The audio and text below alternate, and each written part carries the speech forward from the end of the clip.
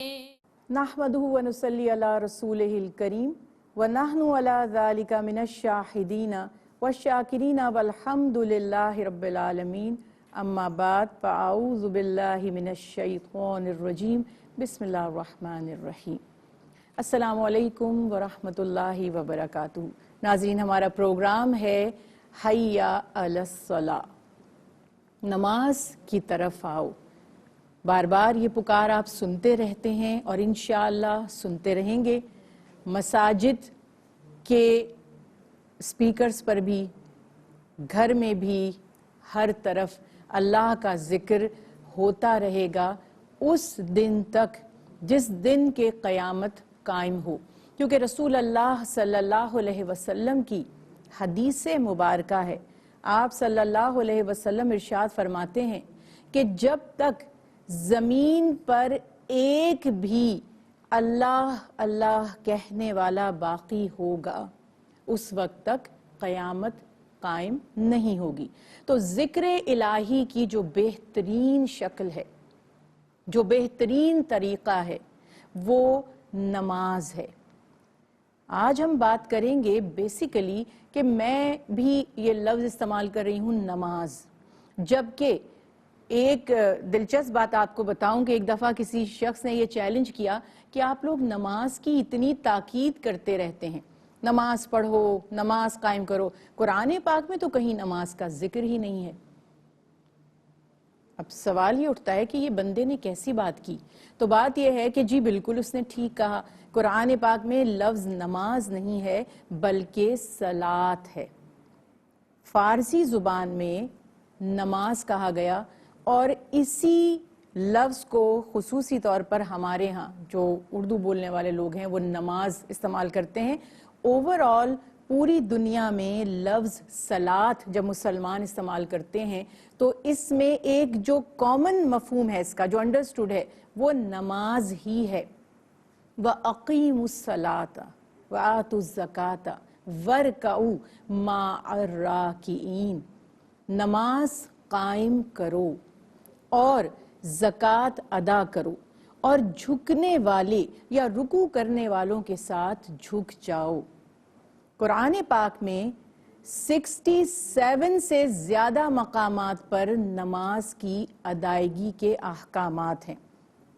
अगर हम नमाज से मुतालिक यानी सलात से मुतालिक वईदें देखते हैं, तर्क सलात करने वालों का अंजाम देखते हैं, जहन्नमियों की जहन्नुम में जाने की जो एक बड़ी वजह है वो भी तर्क सलात है। तो इस तरह से अगर हम सारी आयात को कैलकुलेट करें कुरान पाक में, जो किसी भी सेंस में नमाज या सलात को इंडिकेट करती हैं, चाहे उसमें फ़राइज़ के हवाले से बात की गई हो, चाहे उसके तर्क के हवाले से बात की गई हो, चाहे मोमिनीन या मुत्तकीन की सिफ़ात बयान करने में इस वस्फ़ का तज़किरा किया गया हो, तो 100 से ज़्यादा मकामात पर हमें नमाज या सलात का हुक्म मिलता है।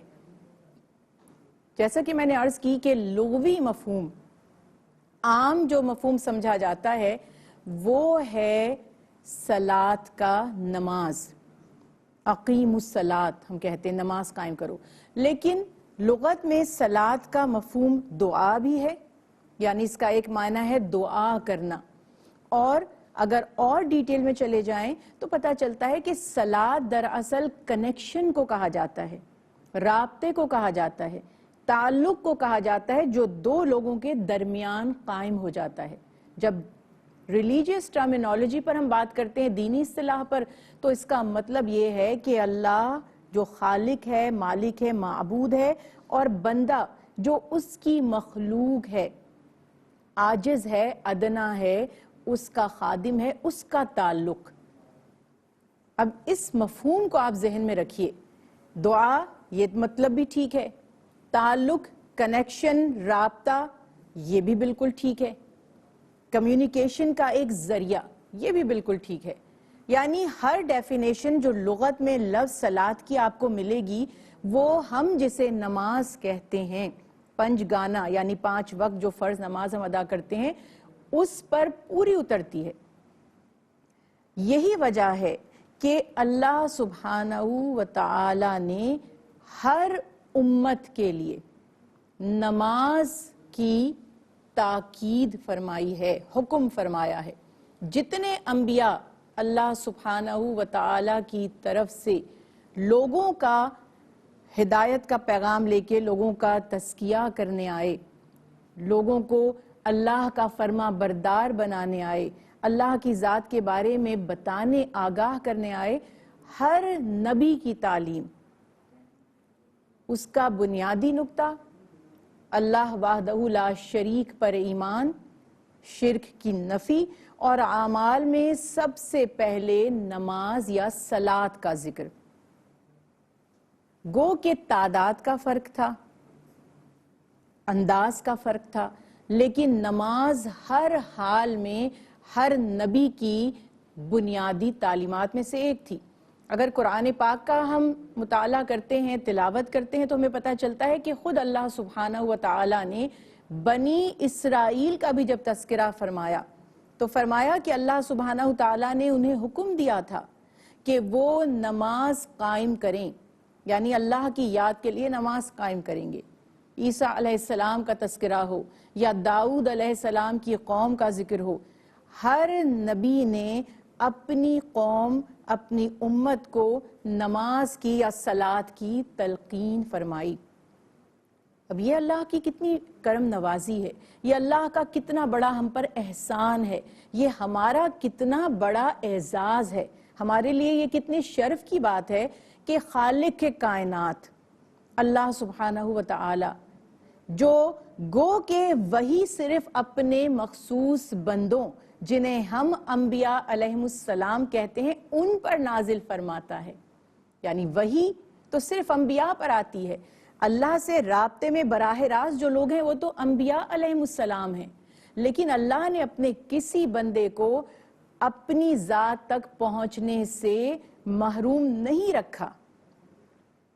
کیا کمال کی بات ہے کہ ہم اس بات پر جتنا شکر ادا کریں کم ہے کہ ہم اللہ سے رابطہ کر سکتے ہیں، ہم اللہ سبحانہ تعالیٰ سے اپنے کنیکشن کو اسٹرانگ کر سکتے ہیں، مضبوط کر سکتے ہیں۔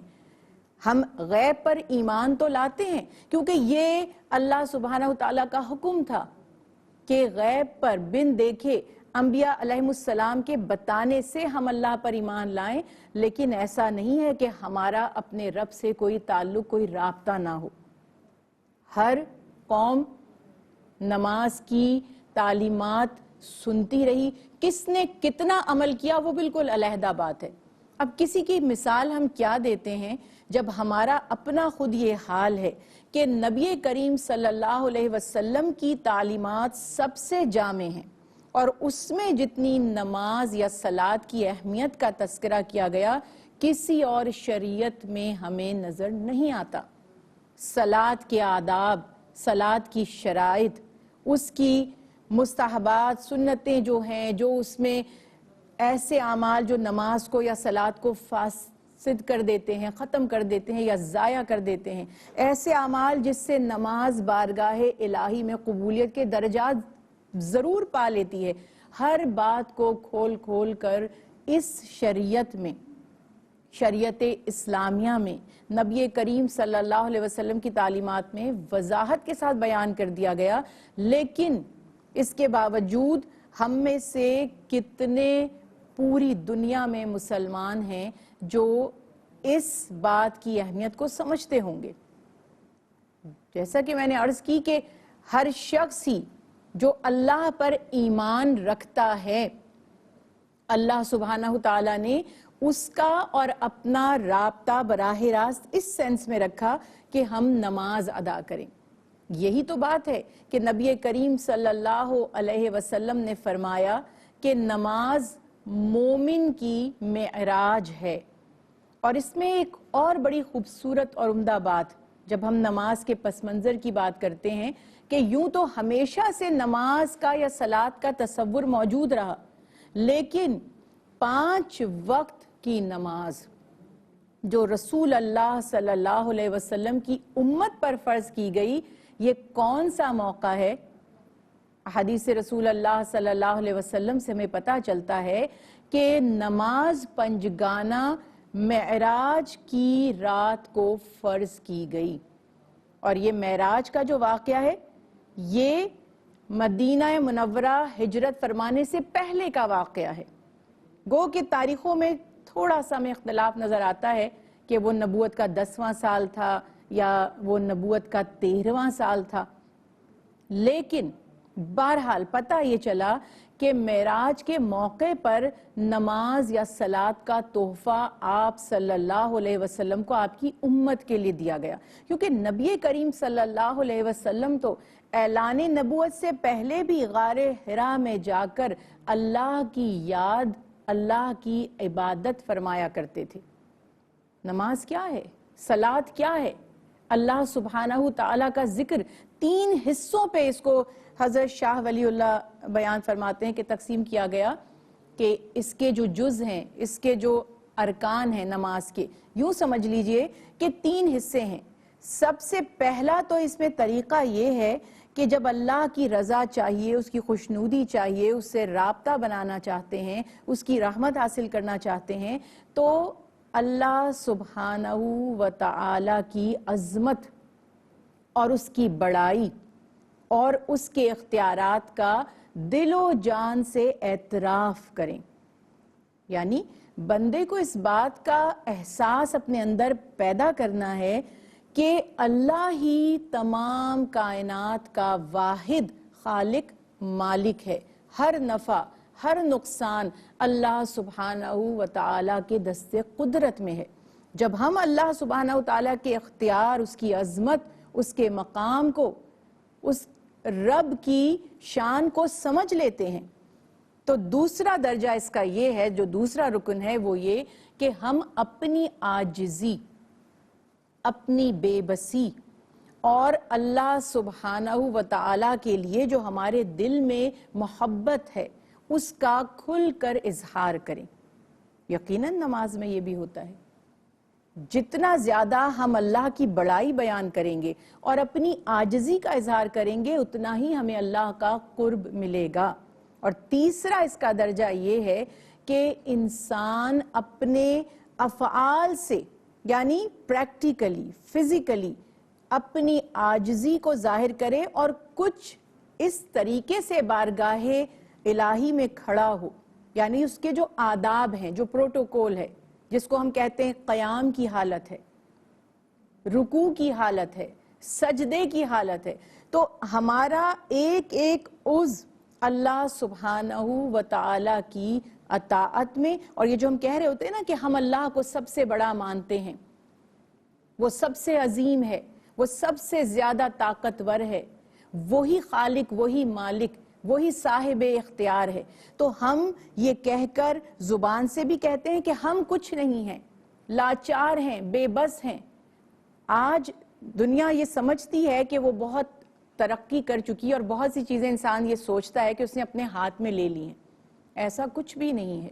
جتنے بے بس ہم ابتدا میں تھے، جب ہم سٹون ایج میں تھے، اس سے زیادہ بے بس ہم اپنے آپ کو آج محسوس کر رہے ہیں، جبکہ آج ہم سمجھتے ہیں کہ بہت زیادہ ترقی کر چکے ہیں. اللہ کی شان، اس کی عظمت، اس کے اختیار کے آگے انسان ہمیشہ سے بے بس رہا ہے اور ہمیشہ ہی بے بس رہے گا. موجودہ دور میں ہم ہمارے اعتراف میں جو واقعات ہوتے ہیں، جو حادثات پیش آتے ہیں، جو ناگہانی آفتیں آ جاتی ہیں، کبھی قحط ہو جاتا ہے، کبھی کوئی وبائی امراض پھیل جاتے ہیں، ہماری اپنی ذات میں ہم بے بس ہیں. بیٹھے بٹھائے ہاتھوں نے کام کرنا چھوڑ دیا، بیٹھے بٹھائے دماغ کا ایک حصہ ڈیمیج ہو گیا. اب دماغ کا ایک حصہ ڈیمیج ہو گیا ہے، چاہے وہ اب آپ کہیں سٹروک کی وجہ سے ہوا یا جو بھی سبب بنا، لاکھ کوشش کے باوجود بھی آپ اس کو دوبارہ سے کیور نہیں کر سکتے اگر اللہ کی رضا، اس کی مرضی شامل نہ ہو.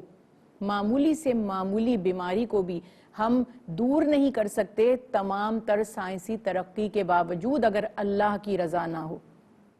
چھوٹی سی بیماری ہم کہتے ہیں فلو ہے، فلو سے دنیا میں ہر سال لاکھوں افراد، 4 سے 5 لاکھ کا فگر یوزلی دیا جاتا ہے، مرتے ہیں آج بھی. کیا ترقی ہے ہماری. ٹھیک ہے کہ اللہ سبحانہ و تعالیٰ نے ہمیں شعور دیا، عقل عطا فرمائی، لیکن اس کے باوجود ہمیں یہ یاد رکھنا ہے کہ ہم کتنے ہی طاقتور کیوں نہ ہو جائیں، اللہ کی سلطنت سے باہر نہیں جا سکتے۔ معاذ اللہ، اللہ سبحانہ و تعالی کے اختیار کو چیلنج نہیں کر سکتے۔ لوگوں نے بارشیں برسانے کے لیے ایکسپیریمنٹس کیے کہ ہم خود مصنوعی بارش کر لیں گے، کیا نتیجہ نکلا؟ کئی اور پرابلمز کا شکار ہوئے لوگ۔ تو یہ بات ہمیشہ یاد رکھیے کہ ہمیں اس بات کو ایڈمٹ کرنا ہے، ہمیں اس بات کا اقرار کرنا ہے زبان سے بھی، اور نماز کی صورت میں ہم بہت اچھے طریقے سے یہ عمل پیش کر سکتے ہیں کہ وہاں ہماری زبان بھی ہماری بے بسی کا اقرار کرتی ہے، وہاں ہمارے اعضاء بھی ہماری بے بسی کا اقرار کرتے ہیں، اور وہاں ہمارا دل یا ہماری روح بھی اللہ سبحانہ تعالیٰ کی عظمت اور اپنی کمتری کا اظہار کر رہا ہوتا ہے۔ یہی ہے صلاۃ، یہی ہے نماز، اور یہی چیز ہمیں اللہ سے جوڑتی ہے۔ اگر ہمیں اپنا تعلق اللہ سبحانہ و تعالیٰ سے مضبوط بنانا ہے تو ہمیں اپنی نمازوں کی فکر کرنی پڑے گی، ہمیں اپنی نمازوں پر توجہ دینی پڑے گی، اور یہ یاد رکھنا پڑے گا کہ دیکھیے اس طرح سے سوچئے، یوزلی ہم کہتے ہیں کہ جب ہم مسلمان ہو جاتے ہیں ہم پر کچھ شرائط لاگو ہوتی ہیں، کچھ پابندیاں ہمارے اوپر، ان کو فالو کرنا لازم ہے۔ یوں سمجھ لیجئے کہ ہم یہ سوچتے ہیں کہ قواعد اور ضوابط کی ہم نے پابندی کرنی ہے۔ میں اس کو کبھی بھی اس اینگل سے نہیں دیکھتی، میرا ذاتی خیال یہ ہوتا ہے ہمیشہ، اور جو میں سمجھتی ہوں کہ بہت سے لوگ مجھ سے ایگری بھی کریں گے، کہ یہ جو عبادات ہم پر فرض کی گئی ہیں، چاہے وہ نماز ہے، چاہے وہ روزہ ہے، یا ذکر کی کوئی اور صورت، دراصل یہ ہماری تربیت نفس کے لیے، یہ ہمیں ایک بہترین انسان، کارآمد انسان بنانے کے لیے، ہماری روح اور ہمارے قلب کو منور کرنے کے لیے، ہماری روحانی ترقی کے لیے۔ کیونکہ دیکھیے انسان دو چیزوں کا مرکب ہے، جسم اور روح، اور دونوں کو ہمیں اصلاح کی بھی دونوں کو ضرورت ہے، اور دونوں کو ہی نرش کرنے کی بھی ضرورت ہے۔ جیسے غذا میں کسی چیز کی کمی ہو جائے تو جسم بیمار ہو جاتا ہے، جسم بیمار ہو جاتا ہے تو آپ کو کچھ اچھا نہیں لگتا، کام کی ایفیشنسی اس سے متاثر ہو جاتی ہے۔ اسی طرح سے جب روح بیمار ہونے لگتی ہے، کمزور ہونے لگتی ہے، جب اس میں مختلف ڈیفیشنسیز پیدا ہونے لگتی ہیں، تو تب بھی ہم لاکھ اچھے سے اچھی خوراک کھاتے رہیں، بہترین سے بہترین انوائرمنٹ میں رہتے رہیں، ہمیں وہ خوشی، وہ راحت، وہ سکون، وہ اطمینان نصیب نہیں ہوتا جس کے ہم متلاشی رہتے ہیں۔ خوشی کی تلاش میں آج لوگ کن حدود کو پامال کر رہے ہیں، خوشی کی تلاش میں آج لوگ کیا کچھ نہیں کر رہے۔ ایک محاورہ کہتے ہیں، بچہ بغل میں ڈھنڈورا شہر میں۔ خوشی اور اطمینان تو اللہ کے ذکر میں ہے، خوشی اور اطمینان تو نماز میں ہے۔ اسی لیے پیارے حبیب حضرت محمد مصطفیٰ صلی اللہ علیہ وسلم نے فرمایا، نماز میری آنکھوں کی ٹھنڈک ہے۔ یہ اگر فیلنگز ہمارے اندر بھی ڈیولپ ہو جائیں، بہت سی چیزیں انسان چاہتا ہے، اس کی بہت سی خواہشات ہوتی ہیں، مگر انہیں پورا کرنا اس کے بس میں نہیں ہوتا، تو جب آپ لا حاصل چیزوں کی آرزو کرتے ہیں اور انہیں اپنا گول بنا لیتے ہیں تو آپ ہمیشہ افسردہ رہتے ہیں، کیونکہ ایک ایک دن گزرتا چلا جاتا ہے اور آپ کو لگتا ہے کہ میں اس ٹارگٹ کو اچیو نہیں کر پا رہا جو میرا ٹارگٹ تھا۔ تو اس صورت میں سب سے بہترین طریقہ ہمارے لیے یہ ہے کہ ہم حقیقت کو پہچانیں۔ جس نے ہمیں بنایا ہے وہی جانتا ہے کہ ہماری راحت، ہمارا سکون، ہماری ترقی، ہماری کامیابی کس چیز میں ہے۔ جیسے ایک سائنٹسٹ جو مشین بناتا ہے وہی جانتا ہے کہ اس مشین کو کس طرح کارآمد بنانا ہے اور کن چیزوں سے یہ ناکارہ ہو جائے گی۔